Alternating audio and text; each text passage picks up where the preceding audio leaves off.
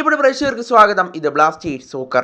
ISL ക്ലബ്ബായ Mohan Bagan super giants എല്ലാ തവണയും മികച്ച സ്കോഡുമായിട്ടാണ് ISL പന്ത് തട്ടാനായി എത്തുന്നത്. ഇത്തവണയും മികച്ച സ്കോഡുമായിട്ടാണ് അവർ എത്തിയിരിക്കുന്നത്. എന്നാൽ ഇതിൽ എടുത്തു പറയേണ്ട ഒരു കാര്യമുണ്ട്. ഇത്തവണ മോഹൻ ബഗാൻ സൂപ്പർ ജയൻസിൻ്റെ നിരയിൽ ഒരു ഇന്ത്യൻ സെൻറ്റർ ബാക്ക് ഇല്ല എന്നത് അവരെ സംബന്ധിച്ച് ഏറ്റവും നിരാശകരമായ ഒരു കാര്യം തന്നെയാണ്. ഇപ്പോൾ അവർ നിലവിൽ അവരുടെ സെൻറ്റർ ബാക്ക് കൊണ്ടുപോകുന്നത് വിദേശ ഡിഫൻഡർമാരെ ആശ്രയിച്ചാണ് എന്നുള്ളത് നമുക്ക് കാണാനായിട്ട് സാധിക്കും.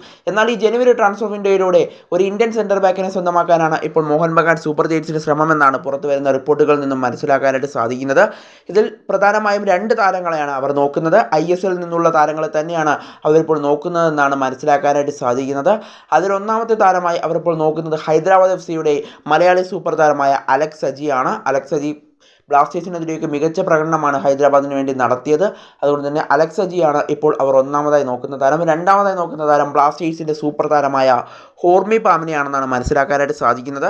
ഏതായാലും ഈ രണ്ട് താരങ്ങളാണ് ഇപ്പോൾ മോഹൻ ബഗാൻ സൂപ്പർ ജയൻസിൻ്റെ ലിസ്റ്റിലുള്ളതെന്നാണ് ഇപ്പോൾ അറിയാനായിട്ട് സാധിക്കുന്നത്. എന്തായാലും ഇതിൽ ആരെയായിരിക്കും അവർ സ്വന്തമാക്കുന്നതെന്ന് നമുക്ക് കണ്ടു തന്നെ അറിയേണ്ടി വരും. ഇതിൽ അലക്സ് സജിയുടെ കാര്യമെടുത്താൽ എന്തായാലും ഹൈദരാബാദ് അദ്ദേഹത്തെ വിട്ടുകൊടുക്കാനുള്ള സാധ്യതകൾ നിലവിൽ കാണുന്നില്ല. കാരണം ഹൈദരാബാദിൻ്റെ ഡിഫൻസിൽ നമുക്ക് ഒഴിച്ചു നിർത്താൻ കഴിയാത്ത ഒരു താരം തന്നെയാണ് അലക്സ് സജി. അതുകൊണ്ട് തന്നെ അലക്സ് സജിയെ വിട്ടു നൽകാൻ എന്തായാലും ഹൈദരാബാദ് തയ്യാറാവില്ല എന്ന് തന്നെയാണ് പ്രതീക്ഷിക്കപ്പെടുന്നത്. പിന്നീടുള്ളത് ഹോർമി പാമാണ്. കഴിഞ്ഞ സീസണിലൊക്കെ ഹോർമി പാമിനെ മോഹൻ ബഗാൻ ആവശ്യപ്പെട്ടപ്പോൾ തരില്ല എന്നുള്ളതായിരുന്നു ബ്ലാസ്റ്റേഴ്സിൻ്റെ മറുപടി. ഇനി ഇപ്പോൾ എങ്ങനെയാണെന്ന് അറിയില്ല.